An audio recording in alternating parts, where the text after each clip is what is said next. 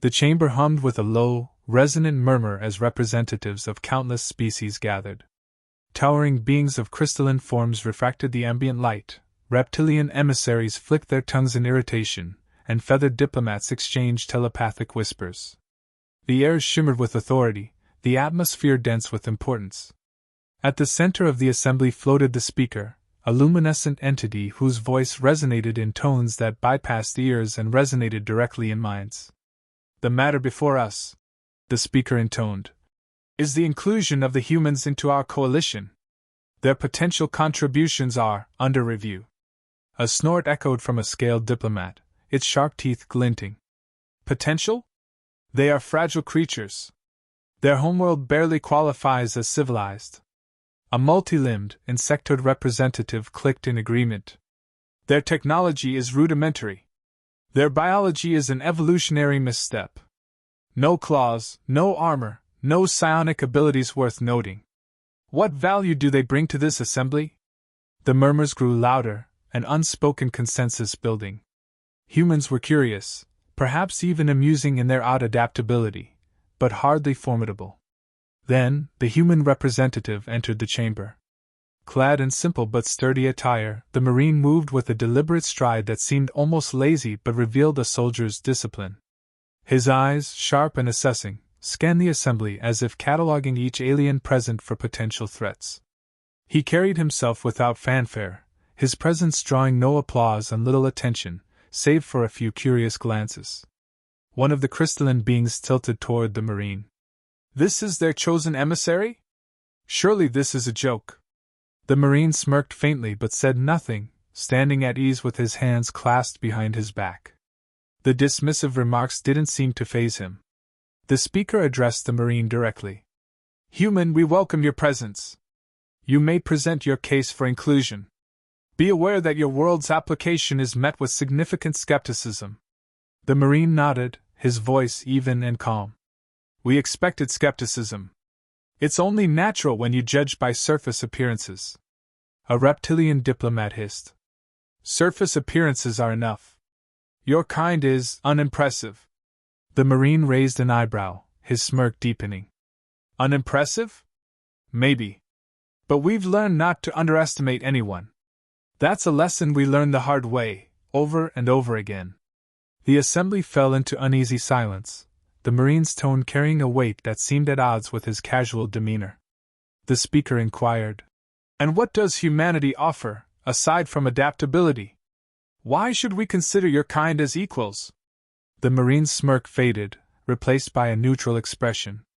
"Because when it comes to surviving impossible odds and facing overwhelming enemies, humans are very, very good at it. You think we're harmless because you don't understand what we've been through. Let me share some context." The crystalline being waved a gleaming limb dismissively. "Surely you jest. What could you possibly have faced that we haven't surpassed?" The Marine's eyes locked onto the being, his gaze as steady as a laser sight. "Wars. Not skirmishes. Not disagreements over territory. Wars that span continents, wars that span the globe. We've spent thousands of years perfecting the art of killing each other. You call us weak because you've never had to contend with the kind of ingenuity that desperation breeds." Another round of murmurs rippled through the assembly. The Marine's calm delivery carried an undercurrent of something the aliens couldn't quite place. Was it pride? Resignation? A challenge? The insectoid diplomat clicked its mandibles. "And yet you speak of wars as if they are a point of pride. Why should we respect a species that thrives on destruction?" The Marine leaned forward slightly, his voice dropping to a low, deliberate tone. "Because we learn from it. Because every scar we carry is a lesson. And because if you think we're harmless, it means you don't understand what we're capable of when survival is on the line." The speaker observed the Marine closely, its luminescence dimming slightly as if deep in thought. "You speak of survival as if it is your species' defining trait." The Marine straightened, his voice steady. "It is. And you'd do well to remember that." The chamber fell silent, the weight of the Marine's words settling over the assembly like a heavy fog. For the first time, the Galactic Assembly began to reconsider their assumptions about humanity, not because of what the human had said, but because of the way he'd said it, with a certainty born of experience. Subtle unease crept into the assembly. The human wasn't here to threaten them, yet something about his demeanor suggested that underestimating him, and by extension, his species, would be a grave mistake. As the speaker concluded the session for deliberation, the Marine offered a cryptic parting remark, his tone calm but edged with steel. "We're peaceful by nature. But push us, and you'll find out why we needed rules for war in the first place." With that, the Marine stepped back, leaving the assembly to their thoughts, a faint smirk returning to his face as he turned away. The Galactic Assembly, for the first time in countless millennia, found themselves wondering if they had just met a species whose true strength lay hidden beneath their perceived weakness. The room was quiet, save for the faint hum of alien machinery. The Marine stood at the center, his arms crossed, his expression unreadable. Around him, representatives of the Galactic Assembly sat in a semicircle, their previously dismissive demeanor replaced with a guarded curiosity. "You wanted to know why humanity isn't as harmless as you think," the Marine began, his voice even. "It's simple. We've spent our entire history mastering the art of conflict. And not just surviving it, thriving in it." The crystalline diplomat from earlier let out a faint, chiming sound. "You speak of war as if it's a skill to be proud of." "It's not about pride," the Marine replied. "It's about survival. Let me paint you a picture of what that looks like on Earth."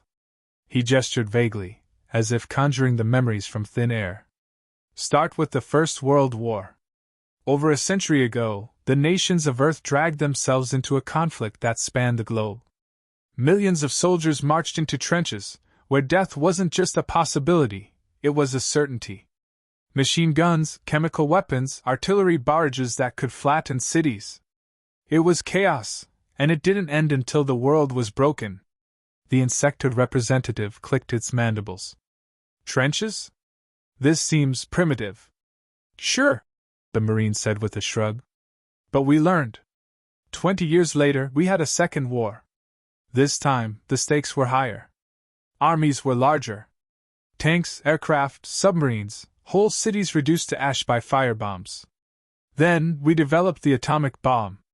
A single weapon that could wipe out an entire city in seconds. And we used it. Twice." The room grew colder, though no temperature had changed. Several of the representatives shifted uncomfortably in their seats, their unease palpable. "We didn't stop there," the Marine continued, his tone matter-of-fact. "When conventional wars weren't enough, we moved to unconventional tactics. Guerrilla warfare, small groups of fighters using hit-and-run tactics to wear down a larger enemy. Psychological warfare, breaking the enemy's will to fight without firing a shot. Deception so elaborated made entire armies move in the wrong direction."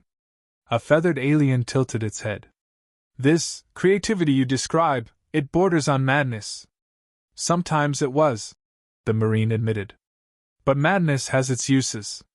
When faced with extinction, we've learned to adapt faster, think sharper, and strike harder than our enemies. Desperation breeds ingenuity."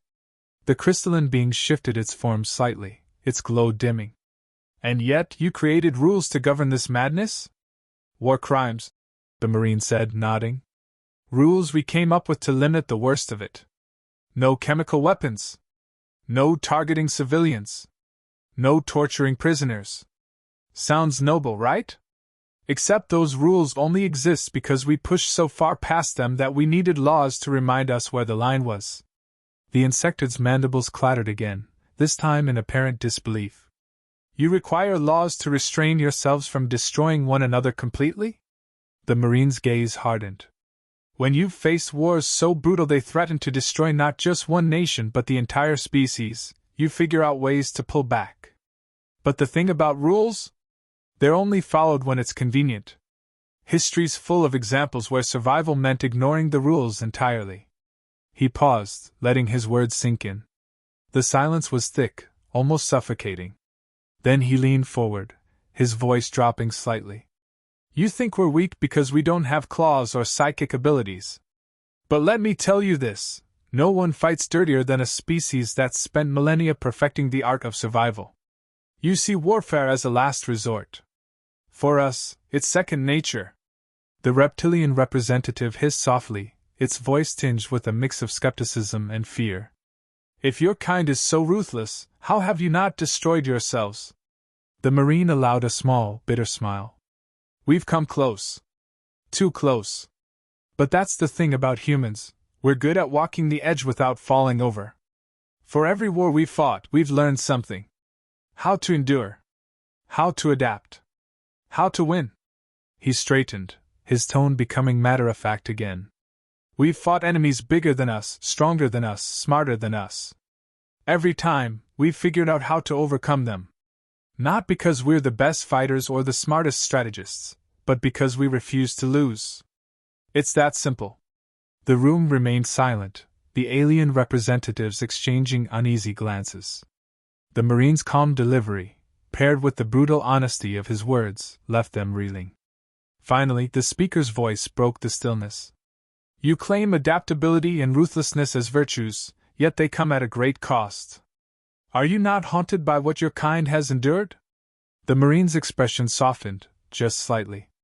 Every scar, every loss, it's all part of who we are. It's what makes us human. We don't celebrate war, but we don't shy away from it either. When the stakes are survival, you do what you have to. And if that means bending the rules, or breaking them outright, then so be it. The speaker's luminescence dimmed, a signal of deep contemplation. The alien representatives remained silent, their earlier confidence shaken. Humanity, it seemed, was far more dangerous than they had ever imagined. The Marine took a step back, folding his arms across his chest. You wanted to know what makes us different. Now you do. The Marine stood still, his gaze steady as he began again. Let me tell you about something we call total war. It's not just about armies on battlefields. It's about entire civilizations throwing everything they have into the fight. No part of society is spared. Every resource, every person, every ounce of strength is bent toward one goal: victory at any cost. He let the words linger for a moment before continuing. Take World War II, for example. When that conflict broke out, nations didn't just send soldiers to fight. Factories that once made cars started churning out tanks and planes. Women stepped into roles traditionally reserved for men, building weapons, managing logistics, keeping the machine running while their husbands, brothers, and sons were on the front lines. Children collected scrap metal to be melted down into bullets. It wasn't just a war, it was survival turned into an industrial operation. A crystalline diplomat emitted a faint hum, its tones tinged with disbelief. You weaponized your entire society? That's exactly what we did, the Marine replied. And it worked. But total war isn't just about production. It's about strategy, about making sure the enemy has nothing left to fight with. In some cases, that meant destroying everything in our path, factories, railroads, even entire cities, to cripple their ability to resist. We called it scorched earth tactics. The feathered representative's telepathic voice wavered. Destruction without restraint. How did you justify such measures? The Marine's jaw tightened slightly. We didn't always. But when the alternative was losing the war, morality often took a back seat. That's the harsh truth of total war. You do whatever it takes to win because the consequences of losing are far worse. He took a deep breath, as if steadying himself for the next part. Then there were the bombs. Hiroshima and Nagasaki, two cities, hundreds of thousands of lives wiped out in an instant. We dropped those bombs to force an enemy to surrender, to end the war before even more lives were lost. It worked, but the cost was unimaginable. And we've lived with the weight of that decision ever since. The silence in the room was heavy, almost oppressive. The alien representatives exchanged uneasy glances, their unease deepening with every word. The Marine's voice softened, though it carried the same unyielding intensity. You think war is about strength, about having the biggest armies or the most advanced weapons. But in total war, strength isn't enough. It's about endurance, about who can last the longest, who can take the most punishment and still keep going. He paused, his eyes narrowing slightly. And humans? We're really good at enduring. A reptilian diplomat hissed softly. Your history is unsettling. Have you not learned from these horrors? We've learned, the Marine replied. But we've also learned that sometimes, the only way to survive is to embrace the horrors. Let me give you a personal example. His voice grew quieter, more somber. It was a few years ago, on a battlefield far from home. My unit was outnumbered, cut off from reinforcements, supplies running low. We had to hold the line, no matter what. So we got creative. We used whatever we could find, broken machinery, explosives rigged from scraps, even the environment itself, to slow the enemy down. We fought for every inch of ground, knowing that if we fell, the civilians behind us wouldn't stand a chance. The insectoid representative clicked its mandibles, its tone hesitant. And did you hold the line? The Marine's expression darkened. We did. But not all of us made it back. By the time reinforcements arrived, half my unit was gone. But we held. Because that's what humans do. When the stakes are survival, we dig in. We fight like hell. And we don't stop until the job is done. The alien representatives were silent, their earlier skepticism replaced with something closer to dread. You look at us and see weakness, the Marine said, his voice steady once more. You think our lack of claws or psychic powers makes us inferior. But strength isn't just about physical power. It's about resolve. About the willingness to endure unimaginable pain and keep fighting, no matter how bleak the odds. That's what Total War teaches you, that survival isn't about winning battles. It's about refusing to lose the war. He looked around the room, his gaze lingering on each representative. You've never faced total war. You've never had to mobilize every resource, sacrifice everything, just to keep your species alive. But we have. And that's why you don't understand us. The crystalline diplomat's glow dimmed. You speak of this, resolve as if it's a virtue. But at what cost? The Marine's lips tightened into a thin line. At the cost of everything. But that's the point. Total war isn't about glory or honor. It's about survival. And humans are damn good at surviving. The room was deathly quiet as the Marine stepped back, his words hanging in the air like a storm cloud. The alien representatives, for all their advanced technology and superior physiology, suddenly felt a profound vulnerability. They had underestimated humanity, and now they knew it. The Marine's stance was firm, his gaze unwavering as he addressed the assembly. You've heard me talk about our wars, our strategies, our endurance. But there's something else you need to understand, why we have rules for war at all. He paused, letting the gravity of his words settle. War is chaos. It's violence unleashed, destruction without boundaries. Left unchecked, it consumes everything and everyone in its path. Humanity learned that the hard way, over and over again. So, we tried to impose order on it, to set limits on the chaos. A crystalline diplomat tilted slightly, its light refracting with skepticism. Order? In something as inherently destructive as war? That seems contradictory.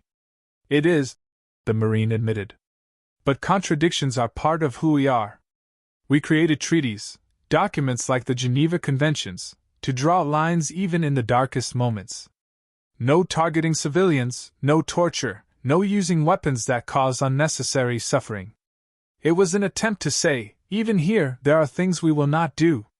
A feathered representative's telepathic voice chimed in. And yet, you've already admitted to breaking these rules when it suited your survival. The Marine nodded, his expression grim. Exactly. That's the paradox. We make these rules because we know what happens when there are none. But in the heat of battle, when survival is on the line, those rules can feel optional. He stepped forward, his tone growing sharper. Let me give you an example. During World War II, after the conventions were already in place, we firebombed entire cities.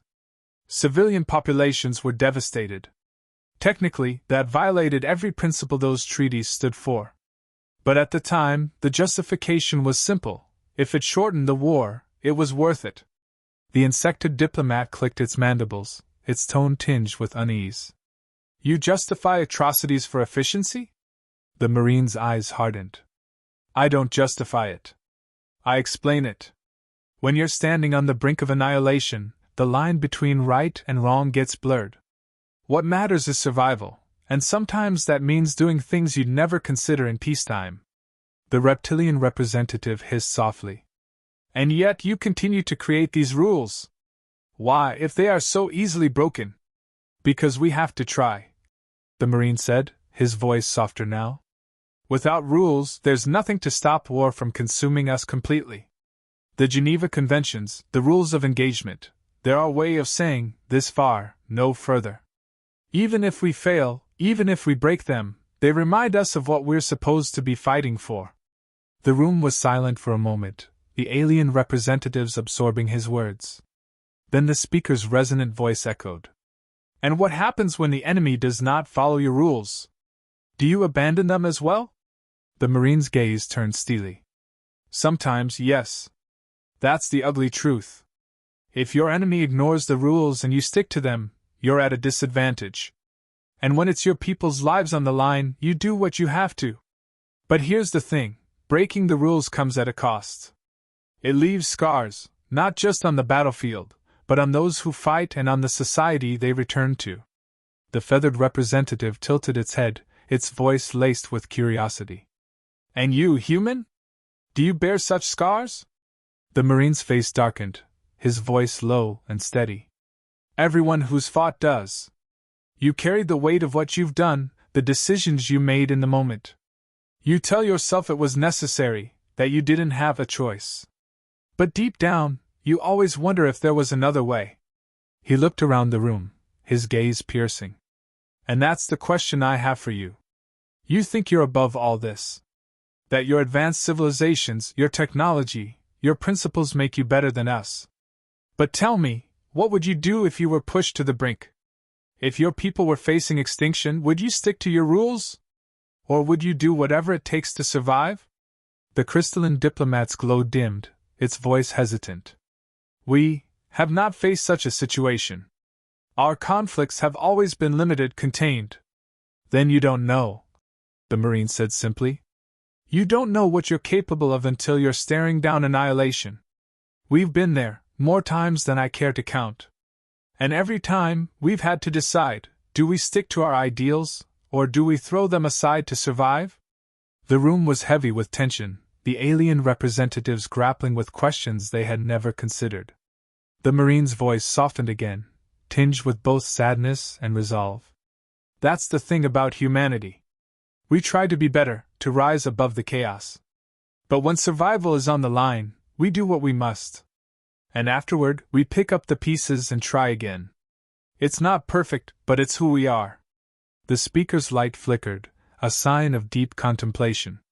Your words challenge the foundation of what we believe. If survival demands compromise, then what becomes of principles, of morality? The Marine's expression was somber. Principles matter. Morality matters. But in the end, survival comes first. And the only way to understand that is to be pushed to your limits. I hope you never are. But if you are, you'll find out what you're willing to do, and what you're willing to sacrifice, to make sure your people survive. The room remained silent as the Marine stepped back, his words echoing in the minds of every representative. The aliens, for all their advanced understanding of the universe, were left questioning their own principles and whether they, too, could survive the chaos of war. The Marine stood at the center of the chamber, his figure dwarfed by the towering holographic projections of the Galactic Assembly. His voice was calm but carried the weight of centuries of human history, a quiet storm building with each word. You've heard about our wars. You've seen a glimpse of what we're capable of. And I know what you're thinking. You see humanity as a paradox, a species that creates rules for war, only to break them. A people who talk about peace but seem to excel in destruction. He took a step forward, his gaze sweeping across the assembly. Let me make one thing very clear. Humans don't like war. We don't seek it out.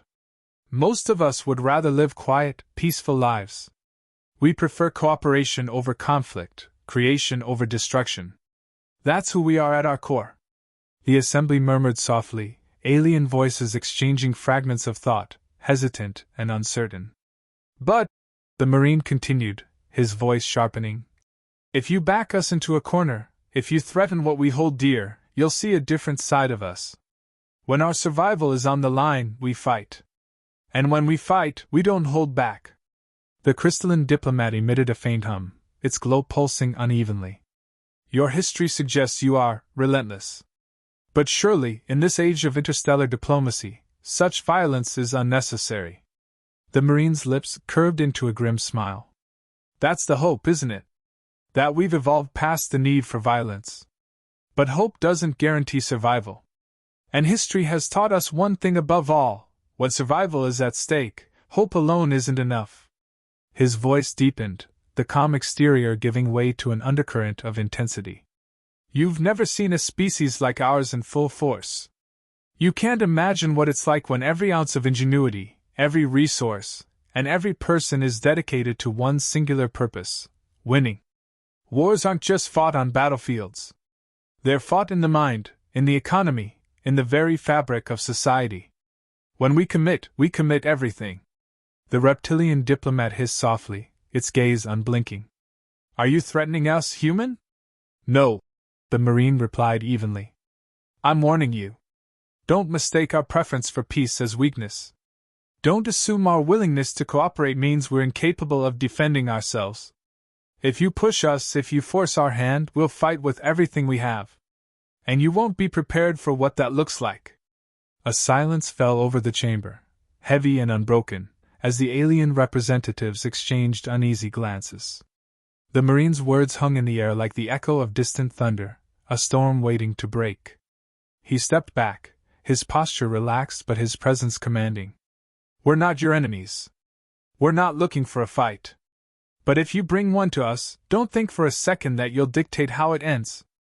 The feathered representative's telepathic voice wavered, a mix of curiosity and apprehension. Your species fascinates and terrifies us. You speak of peace, yet your every word is laced with the promise of destruction. How can such contradictions exist within one species? The Marine paused, considering the question. His voice, when he spoke again, was quieter, almost reflective. We're builders and destroyers. Creators and warriors. It's not a contradiction, it's balance. To create something worth protecting, you have to be willing to fight for it. That's what makes us who we are. He turned, walking toward the exit, his boots echoing against the polished floor. As he reached the threshold, he stopped and glanced back, his expression unreadable.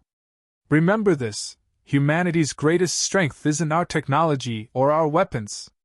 It's our ability to endure, to adapt, to survive. You can call it paradoxical, even primitive, but it's kept us alive through every challenge we've faced. And if you ever force us to prove it again, you'll find out firsthand what that means. With that, the Marine stepped through the doors, leaving the Galactic Assembly in a stunned, contemplative silence. The alien representatives sat in their places, the weight of the Marine's words pressing down on them like a gravitational force. For all their advanced intellect and technology, they found themselves grappling with an unsettling truth: humanity, a species they had dismissed as inconsequential, was far more formidable than they had ever imagined. And as the chamber lights dimmed, a single thought resonated among them all: to underestimate humanity was to risk everything.